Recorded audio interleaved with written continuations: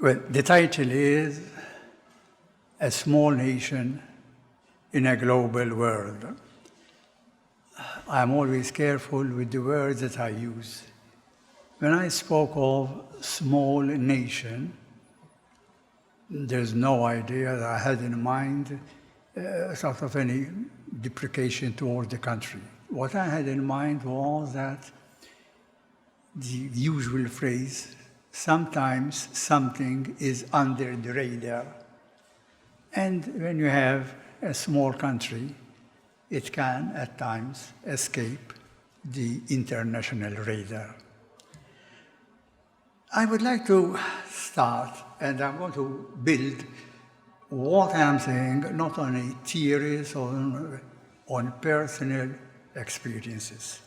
And the first experience is Malta became independent. I started my training, which involved going to Damascus in Syria with the British Embassy for 5 whole weeks to get the training of how to organize an embassy in an Arab state. By that time, government had decided that I would go to Tripoli in Libya. But when I was there, I asked the British ambassador, could I take a holiday and go to Jerusalem? He said, what do you mean holiday? I am glad that you have said it. Take the opportunity once we are here.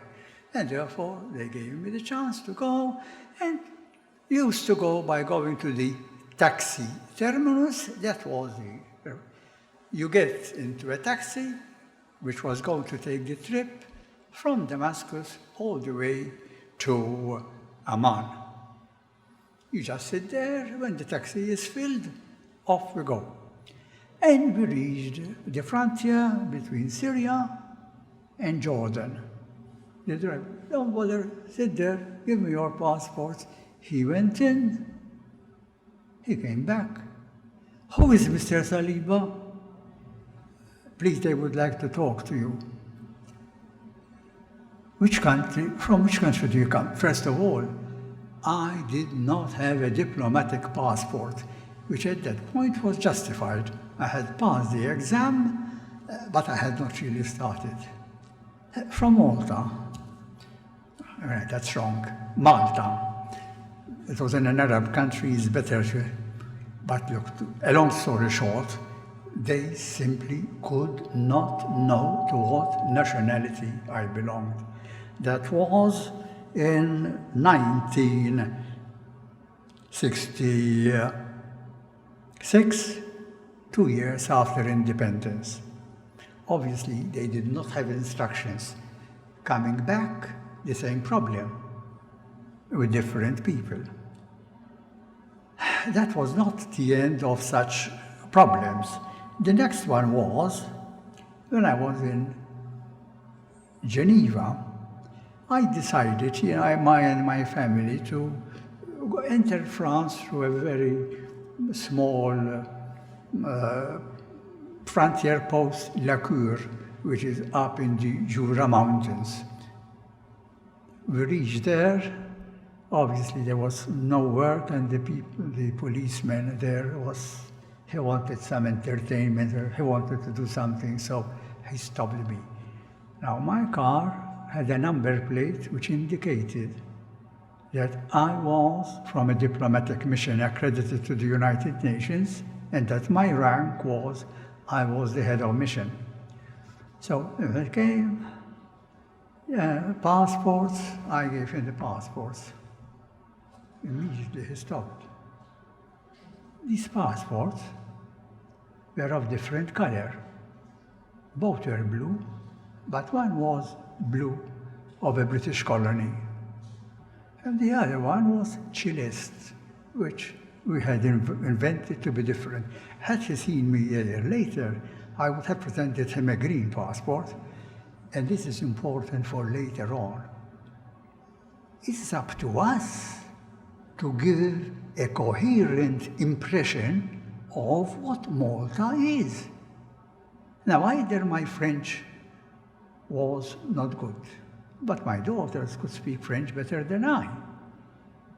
And finally he said, wait. And he went inside and I waited. I said, I know what he's doing. He is checking with superior authority. He hasn't got documents which indicate my status. He came out, he must have done his checking, smiling, hello, Malta, Malta. Is it a good tourist? Everything changed overnight.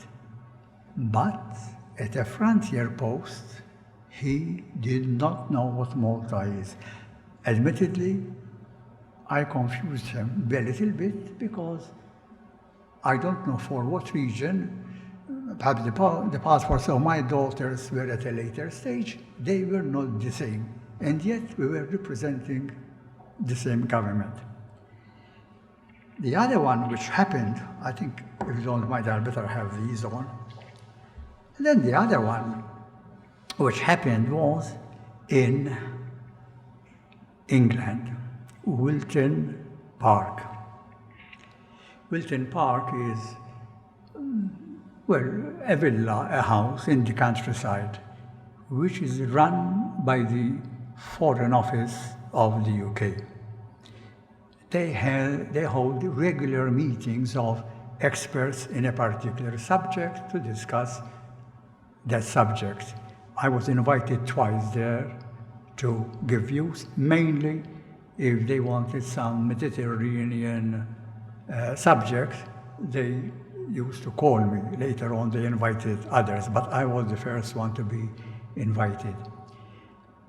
And at this one meeting, the chairmanship is always taken by the person who runs the Wilton Park Conference. At this point, he said, today I will have to leave you because the Minister of State of the Foreign Office responsible for Wilton Park is coming for a visit and I'll have to be with him to show him around.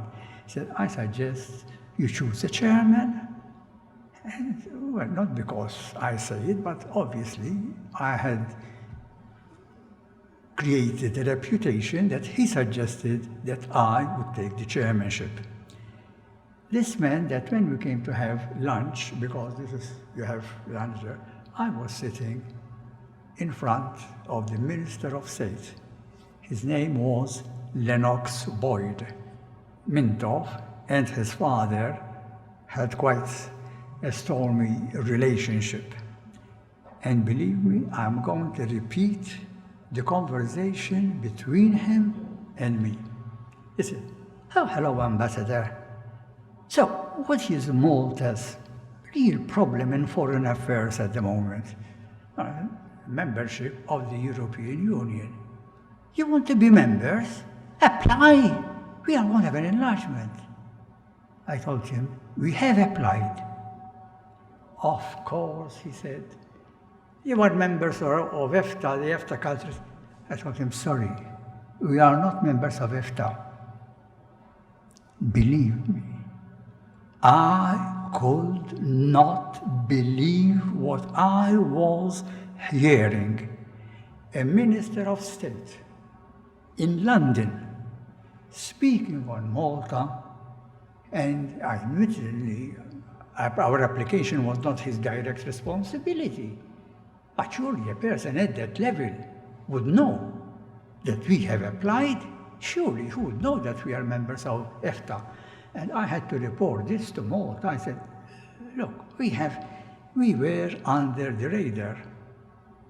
But then my next experience, I am taking a subject, rather than chronological order. I was eventually appointed ambassador to Madrid.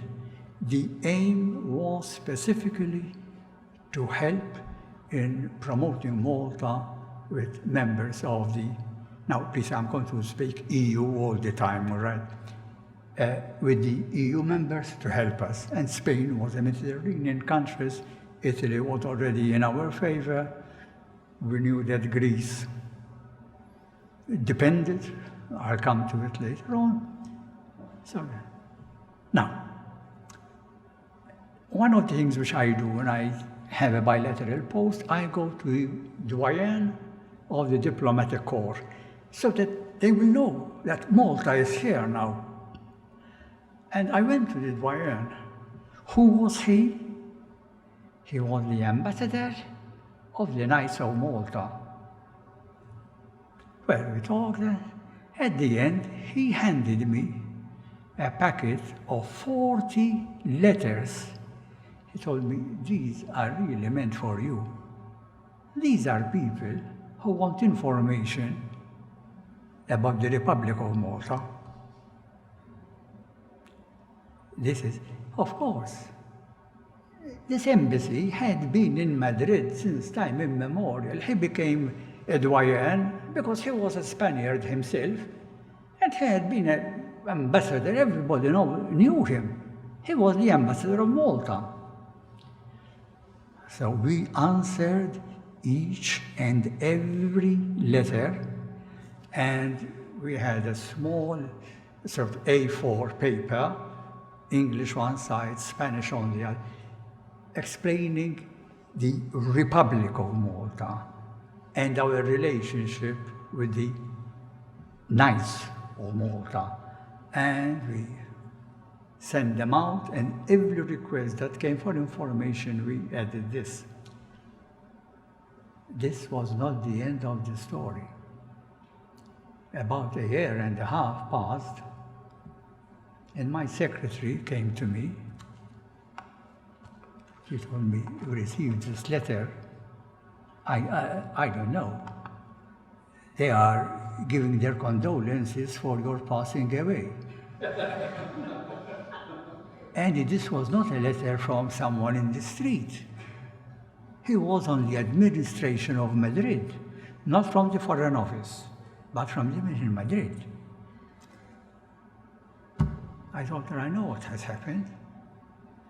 Could you check if the ambassador of the Order of Malta has passed? He had passed away. So I thought, look, I leave it in your hands.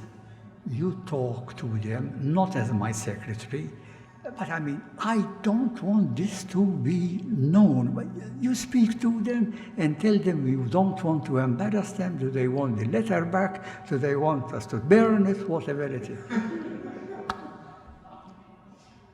I think about a week later, it happened to be the National Day of the United States of America, and I went for the reception. And I had made quite a number of friends with other ambassadors, especially those of the Commonwealth. And at one point, I see a group of 3. One of them was the Pakistani ambassador. He looked, he saw me. And it is no exaggeration. I saw his eyes like this, his mouth like that. And he came to me. I'm pleased to see that you are alive. Why did they have this news? I told him, please, it is the ambassador of the Order of Malta. But I'm saying this, that unfortunately, for one reason or another, it does happen that people who should know do not know about Malta. I think these were the ones which deal Madrid, yes, these were ones where identity is involved. Now, what should we do to advertise Malta? Well, I think we must give a very clear picture. That is important, and I think that we should understand that. But another problem was that in international relations, willingly or by accident, their mind works in groups. To what group do you belong? And Malta, being on the periphery of Europe,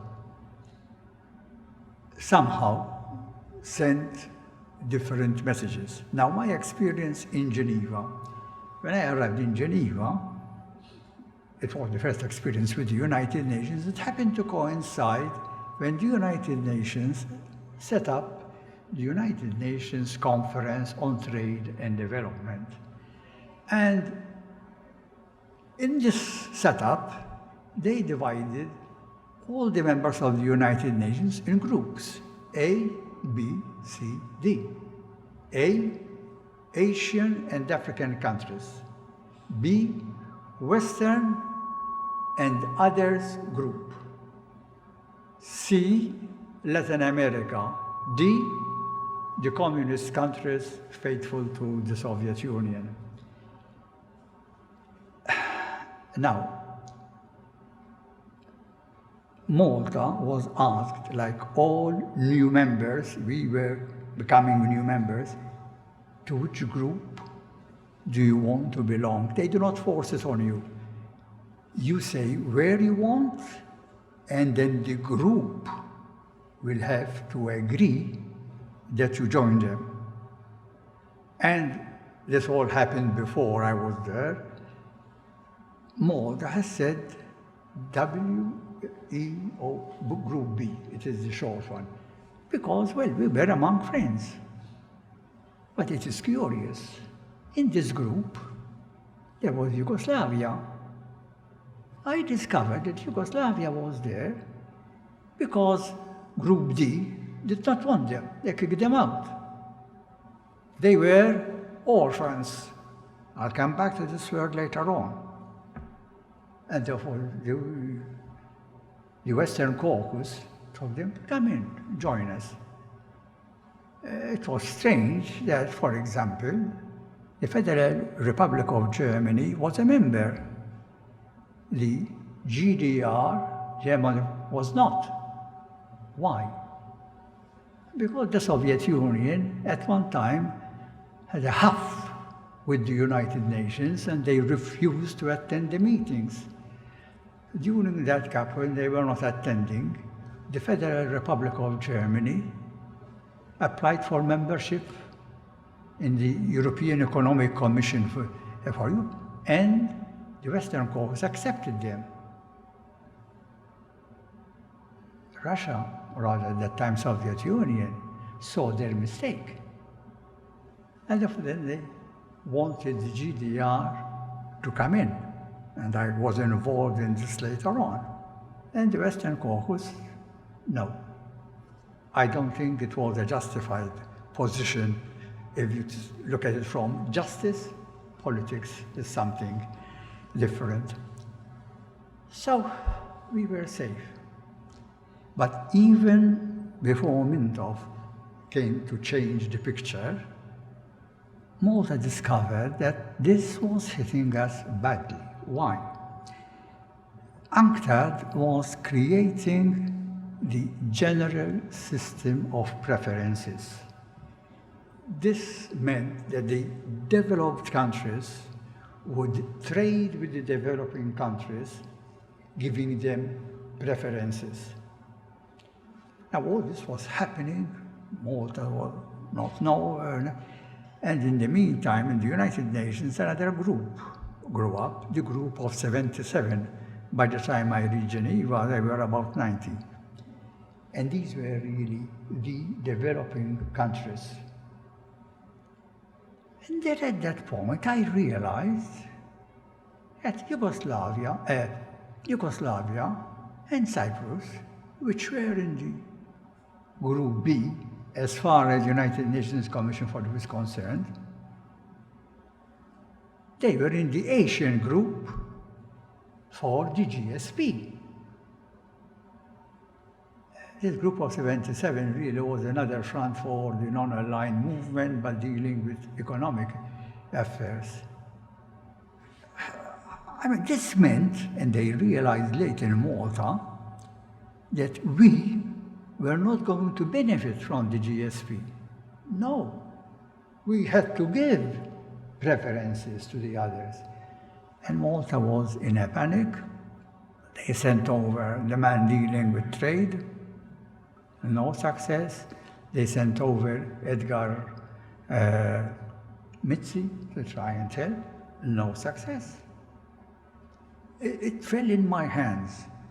When I contacted the members of the Group B, those who were in the European community, the forerunners of the EU, they said, look, we have an agreement between us. If we follow that agreement, you will have preferences. Not the same, but the others showed no interest at all. I approached the United States of America, became interested. Why? Because the United States of America did not want to give any preferences to Cuba. And Cuba was entitled, as a member of the Latin America, to receive these preferences.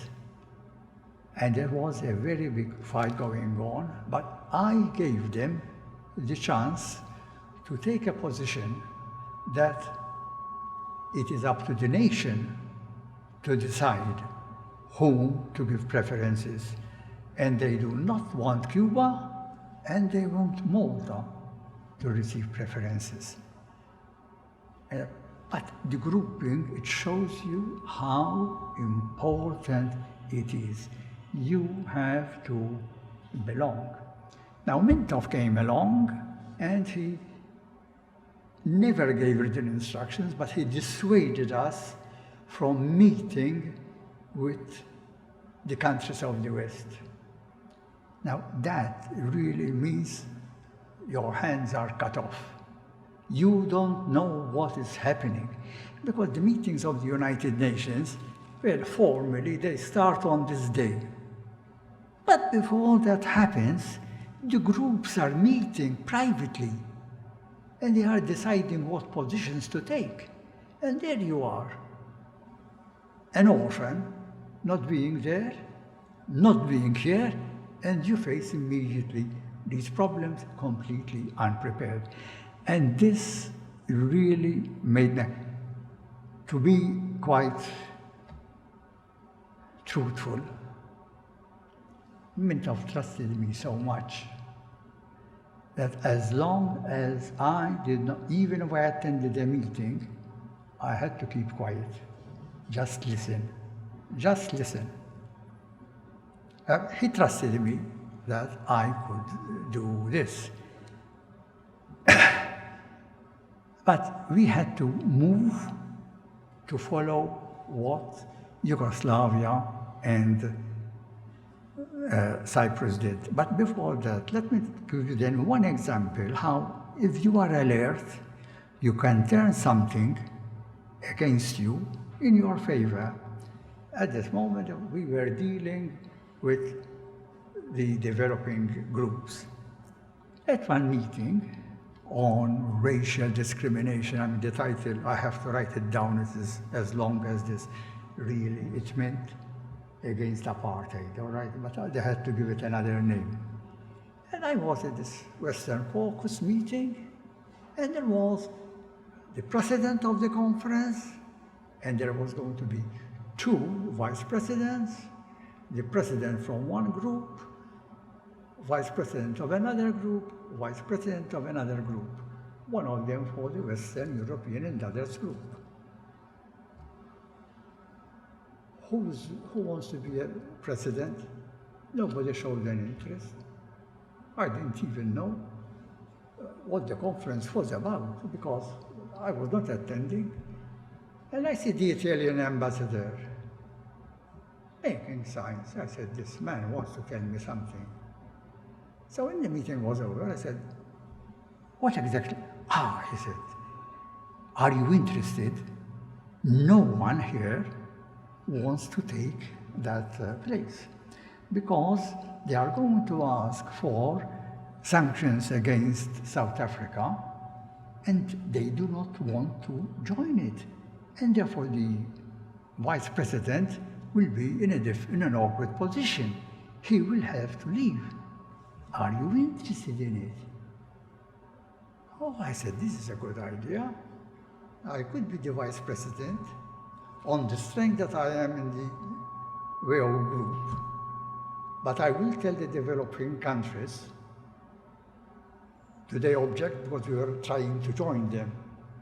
I said, please, I am doing this on your behalf, really, because you will know that the chairman of that committee will not leave.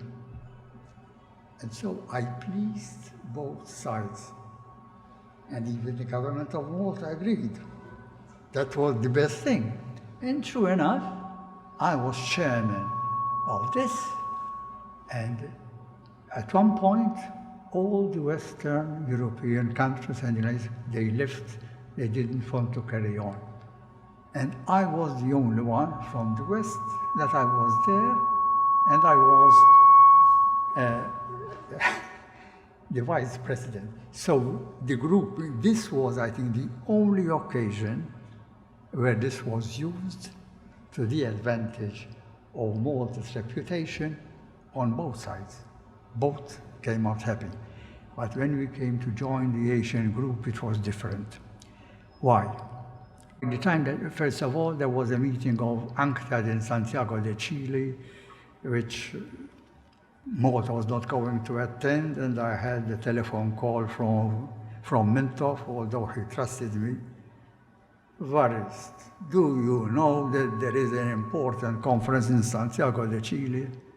Yes, I said, I know.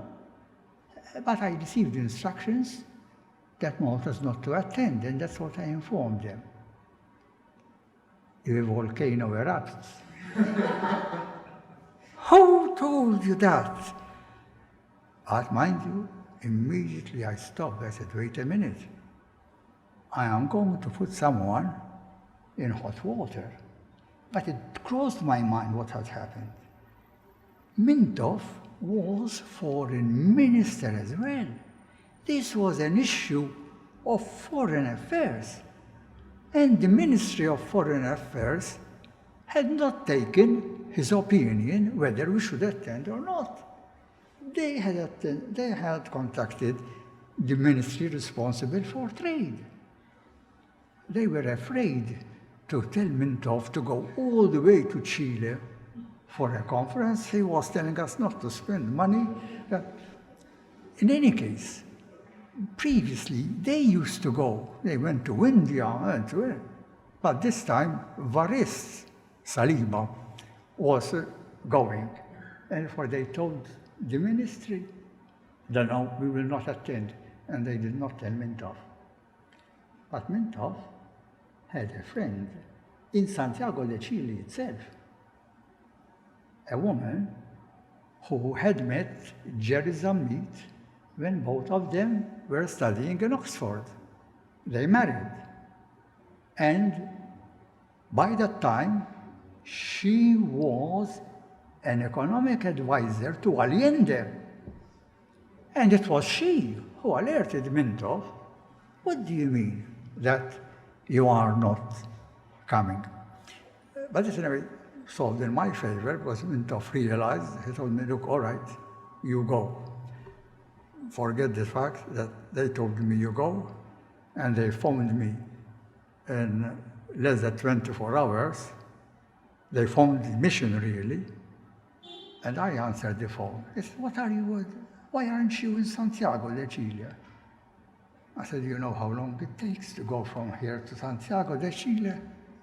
Do you know I have to have inoculations, which I'm not going to have them all because there is no time. I need a visa. I cannot get a visa from here. I have to send one of my staff to go to Bern, because that is, of course, Mintoff was in contact with Mrs. Zammit, and he told her, we are coming. And she expected us, that I was just behind the door. In any case, finally, I did go there, and then I discovered that Mrs. Zammit was not Mrs. Zammit. She was Mrs. Glasson. How do I know this? Because the British diplomat in Geneva, with whom I was friendly, the person dealing with this subject, and she came. She told me, why are you calling her Mrs. Zammit? She is Mrs. Glasson. She is the wife of the correspondent of The Guardian. So I said, look, these are the instructions, and I'll carry on. But this meeting was important because I received instructions to approach Vratusha. Vratusha was a very well-known Yugoslav economist. And Minto must have had contact with him, told me approach him and see his advice about applying to join the Asian group. And I met him. We became friends for a long time. But he told me, no, don't apply now. Because group incoming. He told me, first of all, Pakistan has just split. Bangladesh wants to join the Asian group. Pakistan doesn't want to join. So do you think they are going to accept Malta and not Bangladesh? He said, wait, you have to wait. This is the importance of the grouping. And we had to wait until there was another such meeting in the Philippines this time. We had been the group was quite friendly with us. I mean, we were invited to the Philippines and we attended the preliminary meetings, not when they were discussing the membership. And then Jose Kassar came over at a ministerial level, and I told him what the situation is. I said, look, they have not decided on us because a new complication has come. Romania wanted to join the Asian group. And the Asian group, they said, "Dario refugium peccatorum." Ma jiġi jaw, waħda, oh, sorry, I must be in English. And the question is, they didn't want any more. There are other groups. Why don't you join them? And there was a very serious thing which deals with groups. There was a very important post going. It was in finance. And the system at the United Nations is, if this is going to the Asian group, is due to it, let the Asian group decide whom they present, you accept unconditionally, full stop. But if they present two candidates because they cannot agree, the decision is not in their hands, but in all the groups. And this post was of great interest both to Yugoslavia and to Malaysia. And they couldn't agree, so they came to the plenary. And who won? Yugoslavia. The Asian group were wild. If the other country was also Asian, truly Asian, well, at least one Asian. But that a European country usurps, in their view, the post due to them, and it was literally, I would say, hopeless. Jose Kassar came, I told him this, and believe me, the meeting was being adjourned, discussing how the Asian group and the other groups will solve this problem. And I must recount this. He was next to me, and they adjourned. And he looked up, and he saw that the chairman was still in the seat, and he was on his own. The chairman was the uncle of Imelda Marco. And Jose went up. He went next to him, and they started talking, and I just was watching. I said, my gosh, I wonder what he is going to tell him. Because after all, he is not in foreign affairs. And at one point, Jose Kassar, and this chairman bursts out laughing. Oh, I said, at least it is. And he came down to me. I told him, what on earth did you tell him? I told him, I do not mind being used, but not abused. But this was solved then eventually because Romania was taken by the Latin American and we were in the Asian group. But although, I'll be quite honest, the Asians were very nice with us, I never felt at home. Everything was being discussed from an Asian point of view, and I was not. Now, to come, oh my gosh, but to come more to the point. Now, we are, I'm speaking of a negative way. Let's speak of a positive way. On the international field, a small country like Malta can leave. We have I'm going to limit myself to 3 initiatives. The initiative by Pardon for the seabed so that it will be the common heritage of mankind. The other one on climate. The originator behind this to involve Malta was David Attard.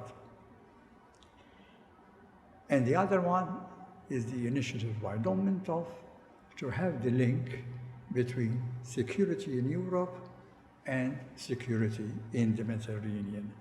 Now, the very short brief. The seabed issue, nobody was in favor of it. Nobody.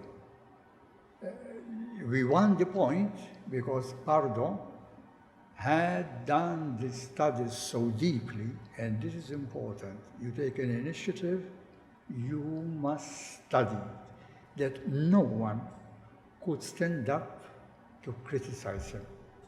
The only thing which happened was that there were so many problems attached to it that they said, look, we will have to hold another conference for the law of the sea. And the third conference of the law of the sea was created, and well, they came to some conclusions, let's not go into it, but you had to build this support, and it is not easy when you're on. Now let's come for the climate change. First of all, I'll tell you what happened. The first reaction was, this is not Malta's idea. There is somebody hiding behind them. And that immediately raises, everyone was thinking, the United States of America, who had the means to exploit the seabed, Russia, or rather the Soviet Union, and everyone blamed somebody else. When it came to the climate,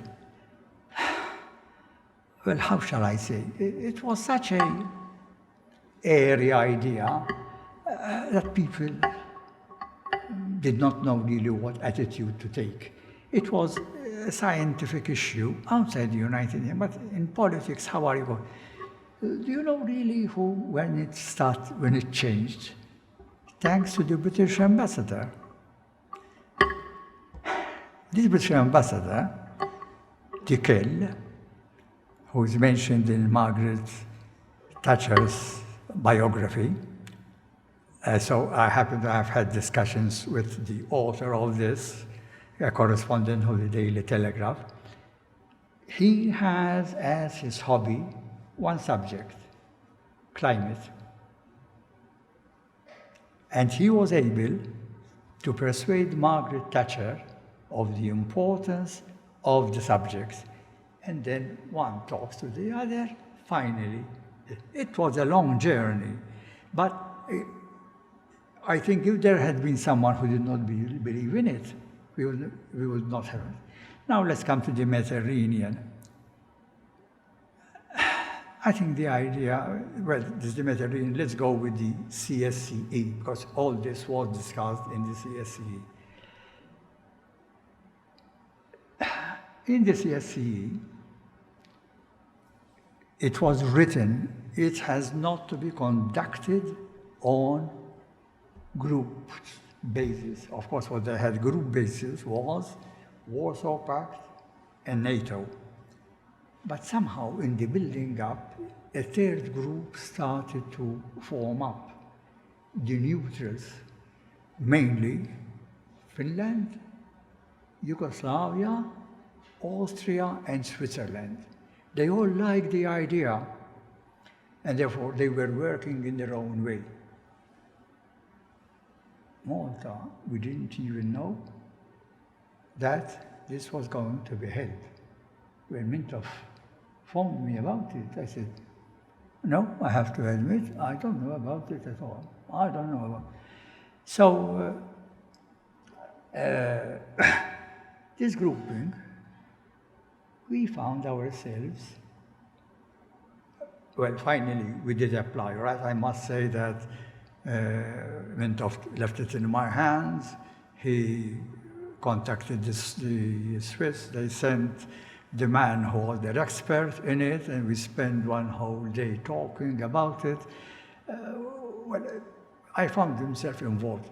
I think Malta joined. I must give credit to thanks to Italy. It was Italy who alerted Malta to the conference. Italy had two interests. First of all, speaking on security, they had the experience of the last war, that Malta, in the hands of a rival, is not welcome. So they wanted Malta to be on their side, and Italy has been supporting Malta, except for the migrant issue, all the time.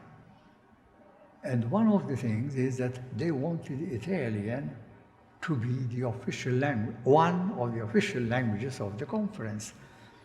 So we promised our support. But now we go to grouping, we were in the neutrals and the non-aligned. And it surprised me that the first time that someone spoke in favor of our idea was Switzerland and Austria. I don't know in which order, but they spoke at the same meeting. Obviously, they have met. And it is thanks to them. And we found ourselves embroiled in this meeting. Most of the drafting of the documents of the CSCE were finalized by this group. And I always took a very important role in it, in everything. Not in the Mediterranean item only. Well, they would tell me, look here, are you one of us or not? But more often than not, although they liked the idea, they did not like the format in which we wanted to put it down in black and white. And we disappointed them. Let me go to Madrid, just famous conference. I was working with them all the time. We finished the document. And this group, they left a blank as for the Mediterranean. They did not dare to give any, and Malta instructed me not to co-sponsor their document. That was when the friends that we had, they said, it's your business, now you find your own. And let's face it, we asked too much, and by that time we had disappointed them in Helsinki the first time, when Mintoff left the meeting at the level of foreign ministers, as a prime minister, but he was a foreign minister as well. But when he saw that things were not going his way, he left. And he left it in my hands and that of Maurice Abela. Maurice Abela told me, he told me, look, I leave it to you, you know? You know what happened. And at one point, this is where you have to be careful. Foreign Minister Schiele of the Federal Republic of Germany, after I had spoken, and I am always, let's face it, Mintoff trusts me because he talks to me in very rough language and so on. And he could trust me that at the meeting with diplomats, I presented in a different way. But Schiele was not taken over by this. He told the chairman, Mr. Chairman, we are wasting our time here. We are foreign ministers. We are policymakers. And we are arguing with an ambassador, with all due respect. He has to follow policy, not to formulate policy. Maurice Abela in Maltese, Smike Evarist. I said, yes. This grouping, I'm afraid, sorry, fil-grouping, you will have to have them. Now let me jump straight away in the European Union. Here we have a witness, Joe Leakery. I'm going to steal his words.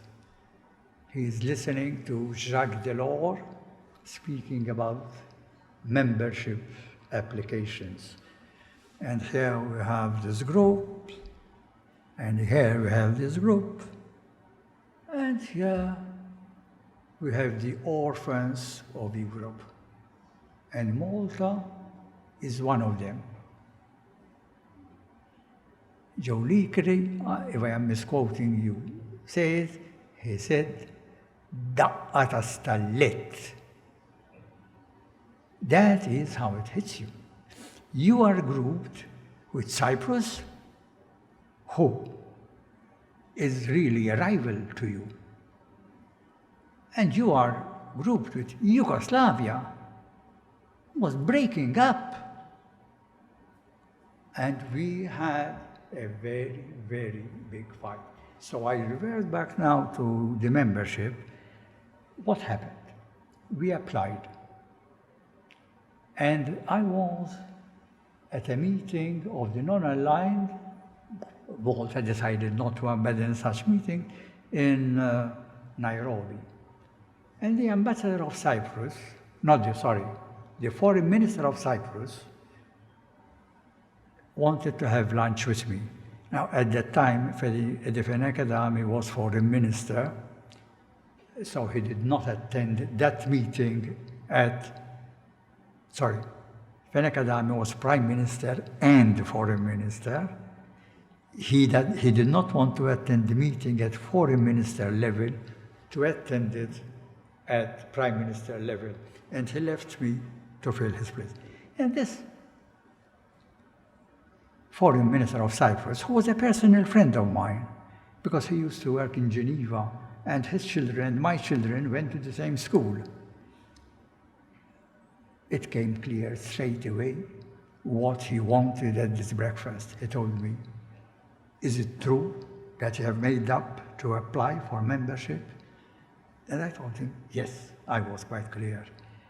"When are you going to apply?" I couldn't tell him because we had not made up our mind. But please, he told me, Malta is forcing our hand. They did not want to apply at this stage. But if Malta was going to apply, they had to apply. They had to group themselves with us, two island states, the exception in the Mediterranean. There are no other islands in the Mediterranean with the same background, former British colonies, but they had the problem of the division. And therefore, they said, Malta goes in and we are states. Oh, God knows when we will come in. It so happened that we had arranged a meeting here in Malta of the foreign ministers of the neutral and non-aligned countries of the CSCE. Therefore, Iacovu, the foreign minister, was here.